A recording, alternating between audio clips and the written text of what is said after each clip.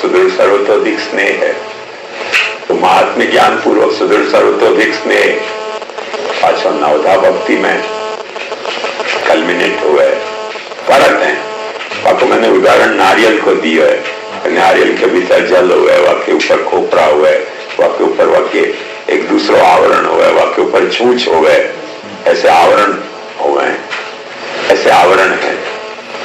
और वहाँ के ऊपर फिर अपना तनुवित्तजा को विनियोग है। वहाँ के ऊपर फिर जो है वो भोग राग श्रृंगार वर्णाश्रम धर्म को विनियोग है। और वहाँ के बाहर के आवर सर्कल में भोग राग श्रृंगार को विनियोग है। वो लिहाजा जैसे नारियल की छूछ हो गए वह तरह से अपने भोग राग श्रृंगार को विनियोग को सिग्निफिकेंस इतना ही है भक्ति में। पुष्टि मार्ग के दुर्भाग्य है कि अपन भी यूं समझे हैं और जनता भी यूं समझे कि पुष्टि मार्ग की भक्ति भोग राग श्रृंगार अपने का है। नहीं है, ऐसी बात नहीं है, डेफिनेटली है। तो वो आपको बाह्यतम परत है, भीतर को परत नहीं है। भीतर को परत आपको तनुवित्तजा है, नवधा भक्ति है।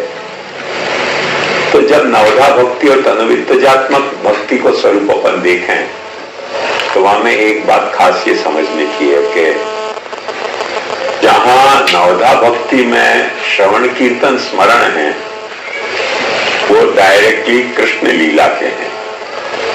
और जहां अर्चन वंदन और पाद सेवन अर्चन और वंदन है वो घर के ठाकुर के हैं, कृष्ण के नहीं है। बात समझ में आई ना? अब देखो बाइफर्केशन हो रहा है। नवधा भक्ति को एक कॉम्प्लेक्स होल है, वो आपको बाइफर्केट जैसे सच्चिदानंद को अपन ने बाइफर्केट करके देखियो, ऐसे नवधा भक्ति के एक होल कॉम्प्लेक्स को अपन बाइफर्केट करके कथा और सेवा में बाइफर्केट करके देखें तो श्रवण कीर्तन स्मरण जो है वो कृष्ण लीला को है। बहुत रेयरली कभी कभी ये अलाउ गया है कि अपने ठाकुर जी के अपन पद गाएं, बाकी अपने ठाकुर जी के पद अपन गावे ही नहीं है। अपने ठाकुर जी की सेवा में पद सारे कृष्ण लीला के गावे, पद सारे अपन कृष्ण लीला को श्रवण कर रहे हैं, पद सारे अपन जो हैं वो कृष्ण लीला को स्मरण कर रहे हैं। हरिराय जी वगैरह महानुभावन ने भी जहां सेवा के अनवसर में स्मरण की बात बताई है तो वहां कृष्ण लीला के ही स्मरण की बात बताई है। तो देखो कथा भक्ति पूरी बाइफर्केट करने पे कृष्ण लीला की है और सेवा भक्ति बाइफर्केट करने पे घर के ठाकुर की है। अर्चन वंदन पाद सेवन अपने घर के ठाकुर को या तरह से बाइफर्केट हुआ है। और इन दोनों को मैनेजमेंट कैसे हुआ है? दास्य सख्य और आत्मनिवेदन से। दास्य सख्य और आत्मनिवेदन से कैसे मैनेजमेंट हो रहे हैं बात समझो कि जब अपन ठाकुर जी की माने कृष्ण की लीला सुन रहे हैं, कृष्ण की लीला गा रहे हैं, कृष्ण की लीला को याद कर रहे हैं तो अपन वहां में क्या सोचेंगे? अब से पहले अपने को ये सोचना कि अपन कृष्ण के दास हैं, दासो हम कृष्ण, कृष्ण शरण मनो। सबसे पहले अपन ये सोचेंगे। बाद में जब अपने ठाकुर जी को है वक्त अपन ये नहीं सोच रहे हैं क्या अपने ठाकुर जी को इश्यू आयो कि वहां दासत्व को बहुत बड़ा रोल है। अपने ठाकुर को अपन दंडवत कर रहे हैं कृष्ण के दास होने के नाते, अपने ठाकुर की सेवा कर रहे हैं सख्य भाव से। दास और सख्य आपस में कॉन्ट्राडिक्टरी है, वहां को मैनेज कर रहे हैं कि आत्मनिवेदन से। ये रहस्य समझो। जब मैंने अपनी आत्मा को तेरे को निवेदन कर दिया, वो जो प्रसिद्ध गीत है ना, तुम्ही हो माता पिता तुम्ही हो, तमेव बंधुश्च सखा तमेव विद्या।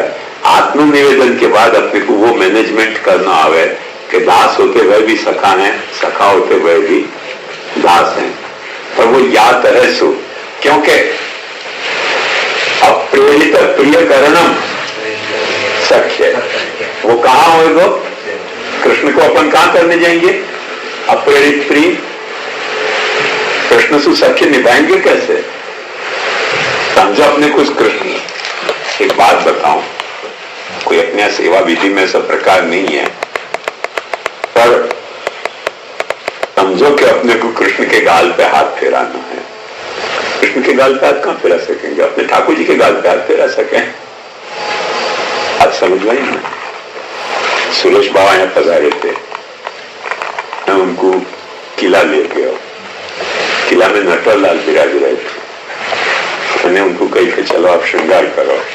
नटवरलाल की तोंद इतनी अच्छी होती कि सुरेश बाबा पे हाथ फिरा रहे थे। बहुत अच्छी तोंद है। नृत्य गोपाल बहुत प्यारा स्वरूप, उनकी तोंद इतनी मस्त थी, हाथ फिरा रहे थे। और कृष्ण की तोंद पे कहाँ हाथ फिराने जाएंगे? नृत्य गोपाल लाल की तोंद पे हाथ फिरा सके? बात समझ में आई ना?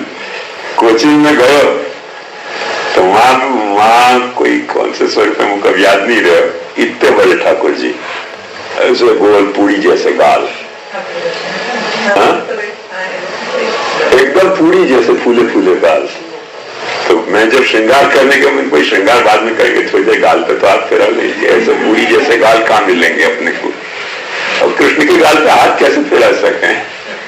पॉसिबल नहीं है। इतना जोरदार ठाकुर है, ऐसे दोनों हाथ में लड्डू लेके खड़े हुए हैं, पूरी के जैसे फूले फूले गाल हैं। तो उनकी श्रृंगार तो करेंगे, तब करेंगे, थोड़ी देर पहले हाथ तो फेरा नहीं गाल पे। कृष्ण के गाल पे हाथ फेराने कहां जा सकते हैं? कृष्ण के गाल मिलेंगे कहां अपने को? आज समझ में आई मेरी? तो अप्रेरित प्रियकरण जो है वो कृष्ण को नहीं कर सके अपन। अप्रेरित प्रियकरण अपने ठाकुर को। और एक बात समझे, जा ठाकुर को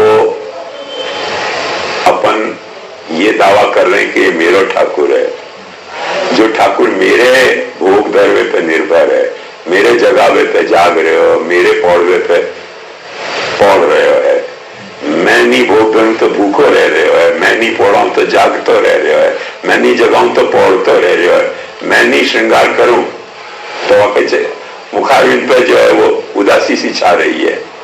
वो ठाकुर मेरा स्वामी कहां से होएगा? स्वामी कृष्ण है। बात समझ में आई ना?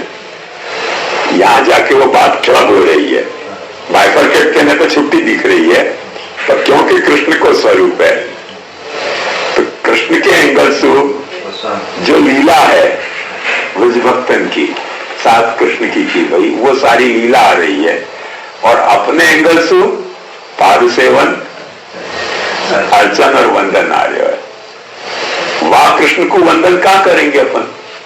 दिखे तो वंदन करें ना। एक बड़ी मजेदार बात बताऊं, यहाँ के हरिश्चंद्र जी शास्त्री थे शाहपुरा के। एक दिन उनको धुन चढ़ गई, नहीं धुन किए थे एकदम, धुन चढ़ गई तो वो पांडुरंग शास्त्री जी के पास गए थाना। ना जाके उनने कही कैसो, पांडुरंग शास्त्री जी ने उनसे पूछा कैसो कौन हो तुम? तुमने कही वल्लभ संप्रदाय को। पांडुरंग शास्त्री जी ने कही कि हमारे यहाँ भी वल्लभ वेदांत बहुत पढ़े, बल्कि इतना तो पर्याप्त तो हरिश्चंद्र जी के लिए। उन्होंने कही कौन है बताओ। अब वो जो आए पढ़ने वाले, उनसे इन्हें सवाल ऐसे ऐसे किए कि उन सबकी सिट्टी पिट्टी गुम हो गई। अब पांडुरंग शास्त्री जी को घबराहट हुई कि तो कोई भी अपने वल्लभ वेदांत को विद्या के हरिश्चंद्र जी के सवाल को तो जवाब दे नहीं सके। पांडुरंग शास्त्री जी ने बड़ा अच्छा एक डायलॉग मार्यो कि जुओ केवा केवा विद्वान આવી રીતે રજની રહ્યા છે, હમણાં જ કારમાં બેસાડીને મૂક્યા પારલા। उनके शिष्य ने उनको कार में बैठाया और पारला कार में छोड़ गए। अब वो शिष्य उनको कह रहे थे कि जो एक सच्ची बात तुमको कह रहे हैं, तुमको वल्लभ संप्रदाय समझना है तो पांडुरंग शास्त्री के चरण पकड़ लो। वो के चरण गए तो पकड़ो ना, पकड़ो कहां से चरण? ये तो पारला भिजवा दिए मुझको, सीधो कार में बैठा के पारला प्रसिद्ध करवा दिए। कृष्ण के साथ भी लफड़ा के गए तो पकड़ा ना चरण, देवे तो है नहीं तो पकड़े कहां से? अब वो क्या पकड़ो चरण, पकड़ो चरण, पकड़े कहां से? दे तो पकड़े ना, ही नहीं देते तो पकड़ना कैसे वाको? उनने शास्त्री जी ने सीधो एक उपाय किया, इतने बड़े विद्वान देखो ऐसे रखड़े हैं, ये शोभा है, बैठाओ कार में, तुरंत पार्लर पहुंचा क्या, सीधे पार्लर रसीद करवा दियो गरीब को। वो निरंतर कहते रहे कि भाई चरण दे तो पकड़ लो, देवा नहीं तो कहां से पकड़ो चरण वाक्य। ऐसे कृष्ण के चरण मिलने मुश्किल है, दुर्लभ है।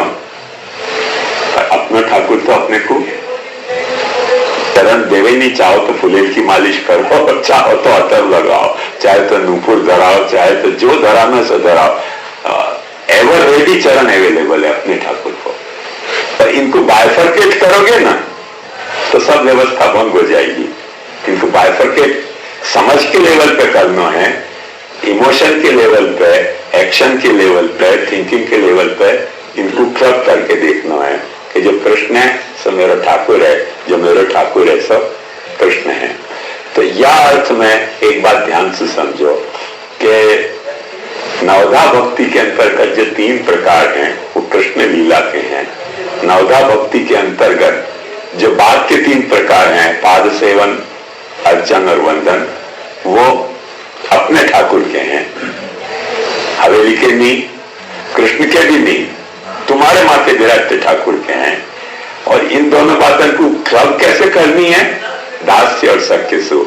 कृष्ण के अपन दास हैं और अपने घर में विराट ठाकुर के अपन सखा हैं, क्योंकि अपने घर में विराट ठाकुर कृष्ण भी है और घर को ठाकुर भी है। नंदन नंदन कर घर को ठाकुर आप होए रे चरो, या के लिए अपन वाके दास भी हैं और या के लिए अपन वाके सखा भी हैं। और यह बात मिलेगी कहां से अपने को, जब अपन ने वाक्य प्रति आत्मनिवेदन की हो। तो दास्य और सख्य को मैनेजमेंट बहुत मुश्किल है, क्योंकि दास्य निभे तो सख्य नहीं निभे, सख्य निभे तो दास्य नहीं निभे। पर आत्मनिवेदन कर दियो तो जा तरह से तू सामने आवे, वह तरह से मैं तेरे सामने नहीं। आत्मनिवेदी को ये थोड़ी चिंता है कि मैं तेरा दोस्त ही हूं कि या मेरे तेरा दास ही हूं। भाई तू दोस्त मत तरह से ट्रीट करना चाहता है तो दोस्त हूं, तू नौकर तरीके ट्रीट करना चाहता है तो नौकर हूं, तू बेटा तरीके ट्रीट करना चाहता है तो बेटा हूं, बाप तरीके ट्रीट करना चाहता है बाप भी हूं। चिंता की क्या बात है, आत्मनिवेदन कर रखे हो। बात ध्यान से समझो, आत्मनिवेदन का मतलब अपन ने अपनी आत्मा को सौंप दी, अब वाकू जा तरह से अपने को यूज करना ही करे, वो उपन्यास आत्मनिवेदन के कारण आ रही है।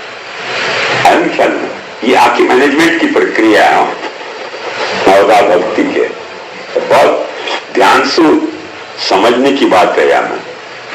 या लिए अपने यहाँ की जो साधना प्रणाली है वह को एक प्रमुख पहलू ये है, कृष्ण लीला को अपने को साधनात्मक बनानी है अपने ठाकुर जी के भरोसे, भक्ति साधनात्मक बनानी है अपने ठाकुर जी के भरोसे, और अपनी भक्ति साधना को कृष्ण लीलात्मक बनानी है कृष्ण के भरोसे। अपने ठाकुर 2 in 1 है, कृष्ण भी है और अपने घर को ठाकुर भी है, तो वाली अपन भी 2 in 1 हो जाएंगे। जब अपन 2 in 1 हो जाएंगे तब अपन नेट रिजल्ट क्या होगा कि अपनी जो भक्ति साधना है वो कल्मिनेट होके लीलात्मक हो जाएगी, और बाकी जो लीला है वो नीचे आके अपनी भक्ति साधना बन जाएगी। जब अपन वाकी लीला गा रहे हैं तो कृष्ण की लीला अपने यहाँ साधनात्मक हो जाएगी, वहां साधनात्मक नहीं है। एक बात समझो, शब्द मेरा नहीं है, भागवत काल का शब्द है और लोग वापरे नहीं है वह शब्द को, क्योंकि वह गलत अर्थों में।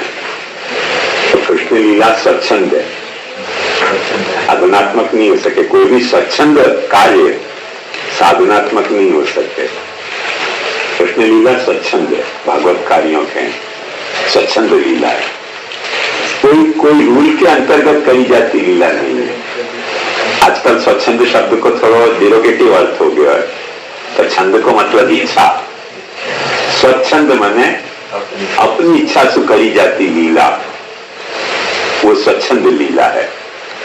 ये तो अपने महाप्रभु जी को महात्म्य है कि कृष्ण की हर स्वच्छंद लीला में महाप्रभु जी कोई शास्त्र देख रहे हैं। लीलां करोति शास्त्रार्थं च स्थापयति न तो शास्त्रार्थम अनुसरति। सटल डिफरेंस है शास्त्रार्थ को स्थापन और शास्त्रार्थ को अनुसरण। बहुत से लोगों को यह बारे में कोई ख्याल नहीं है कि यह डिफरेंस क्या है। आप समझने की बात है कि शास्त्रार्थ स्थापन और शास्त्रार्थ को अनुसरण में बहुत प्रभेद है। जैसे कॉन्स्टिट्यूशन बनाना वो लेजिस्लेटिव को पावर है, और कॉन्स्टिट्यूशन को पलवानो पालनो वो जुडिशियल और एग्जीक्यूटिव को पावर है। तो शास्त्रार्थ स्थापन जो है वो कॉन्स्टिट्यूटिव लेजिस्लेटिव पावर है, जुडिशियरी या एग्जीक्यूटिव को पावर नहीं है। और शास्त्रार्थ को अनुसरण वो या तो जुडिशियरी या एग्जीक्यूटिव पावर है। गवर्नमेंट में तीनों पावरों हैं, कानून बनाना, कानून पलवाना और कानून की व्याख्या करनी। कानून बनाना ये जो बात है वो कॉन्स्टिट्यूटिंग पावर लेजिस्लेटिव पावर कहवावे। तो शास्त्रार्थ स्थापन जो है ना वो लेजिस्लेटिव एक्टिविटी है, एग्जीक्यूटिव या जुडिशियरी एक्टिविटी नहीं है। वहां को नाम स्वच्छंद है। जो उनने कार्य करना है करना है वास्तुशास्त्र स्थापित होगा। अच्छे को वास्तुशास्त्र कैसे स्थापित होगा, सब काम उठपटांग करो, शास्त्र कैसे स्वच्छंद काम करो, शास्त्र कैसे स्थापित हो। तो महाप्रभु जी को पढ़ने तो समझ में आवे कि उनके सारे स्वच्छंद विहार में महाप्रभु जी ने हर विहार में एक एक शास्त्रार्थ खोजियो कि यासु ये शास्त्र स्थापित हो, यासु ये शास्त्र स्थापित हो। और करके महाप्रभु जी एक बहुत स्पष्ट खुलासा कहे हैं कैसो जो प्रभु को मर्यादा को स्वरूप है वो वेद के द्वारा स्थापित शास्त्रार्थ को अनुसरण करे है, और प्रभु को जो पुष्टि स्वरूप है वो लोक वेदातीत या अर्थ में है कि वो खुद वेद की तरह कोई नई मर्यादा इंट्रोड्यूस कर रहे हैं। अब ये मर्यादा है तो समझ नहीं आ रहा कि ऐसे कैसे उठपटांग काम हो गया। तो ध्यान से समझो वेद क्या कहे। एक उदाहरण की बात बता रहा हूं। असन्नेव स भवति असत ब्रह्मेति वेद चेत अस्ति ब्रह्मेति चेद वेद संतमेनं ततो विदुरिति।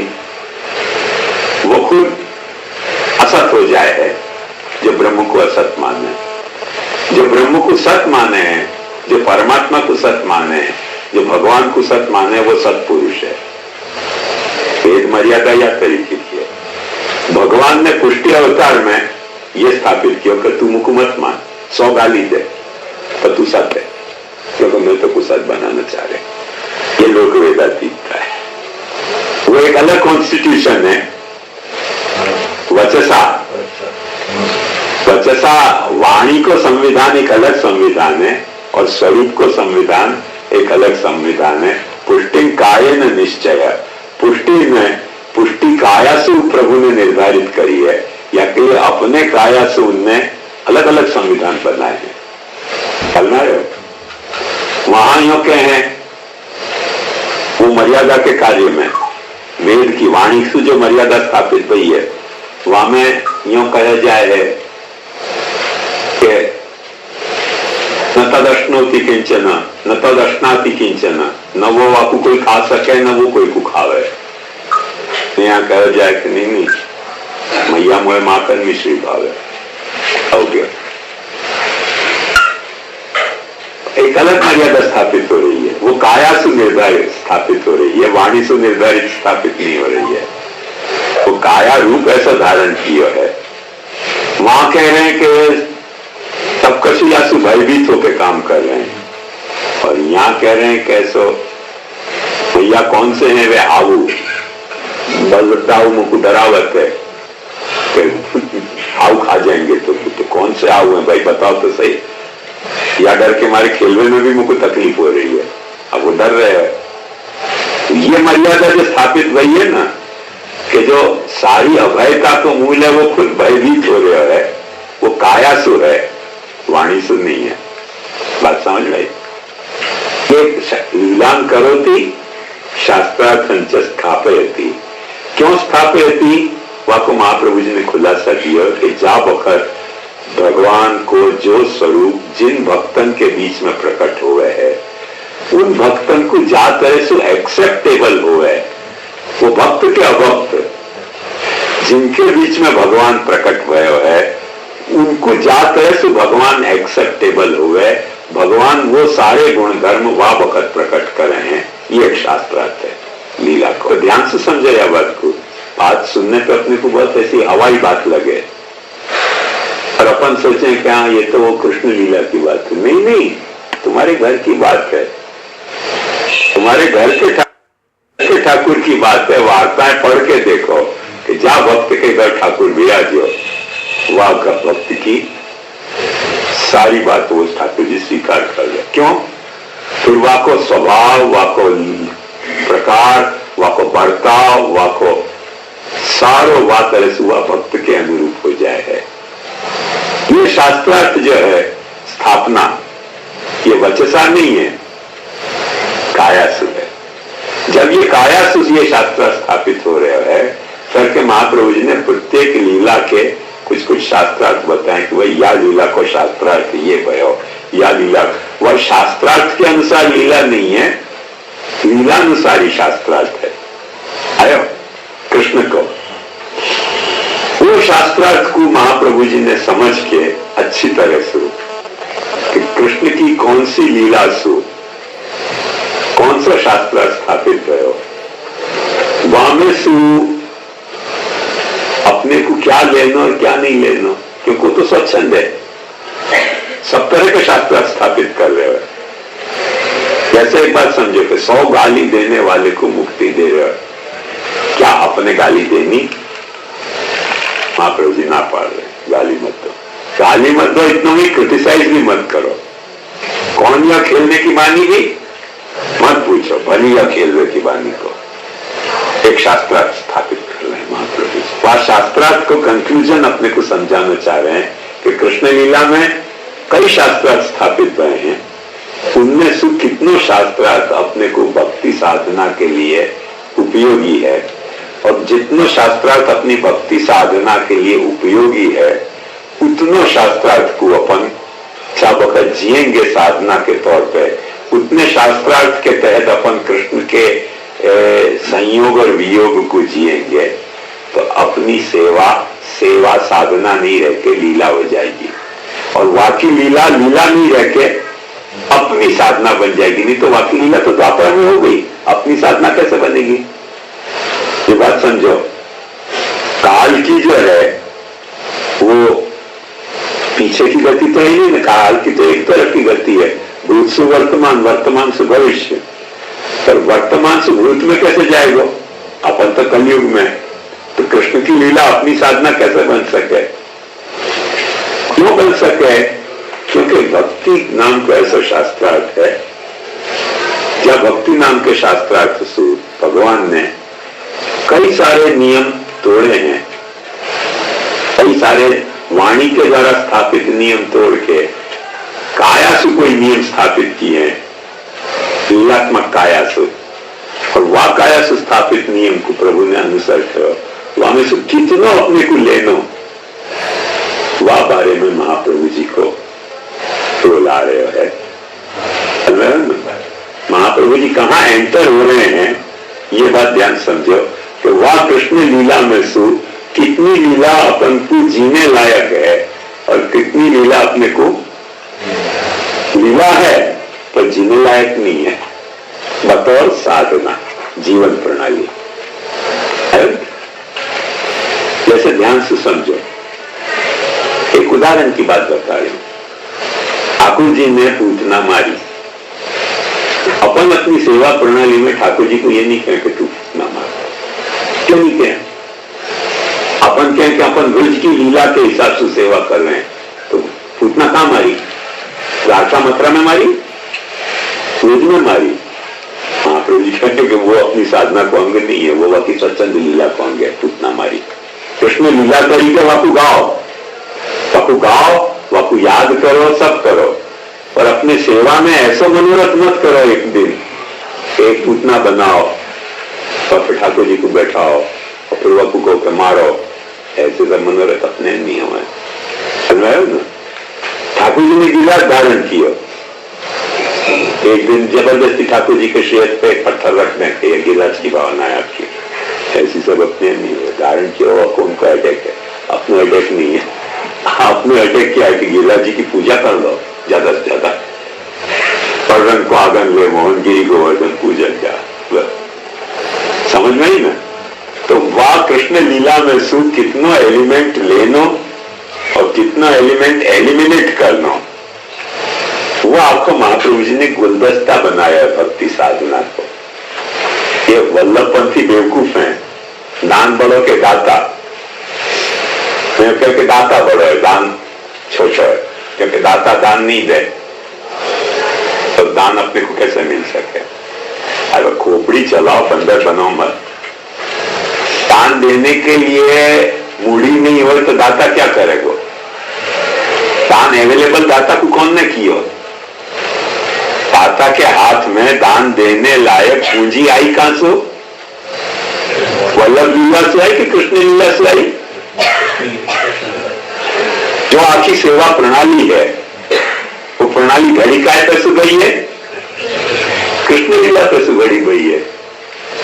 तो जब अपन ये बात करें कि दान बड़ो के दाता, दाता बड़ो है क्योंकि वो नहीं देते तो हमको कहां से मिलता।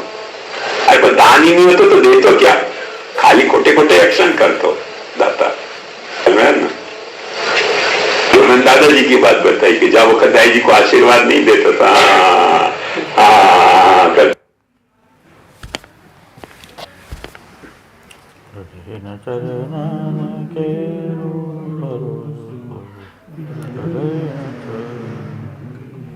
श्री वल्लभ नख चंद जटाभिनी सब जग माज अंधेरो भरोसो हृदय न साधन जोर नहीं कहीं में जासु हो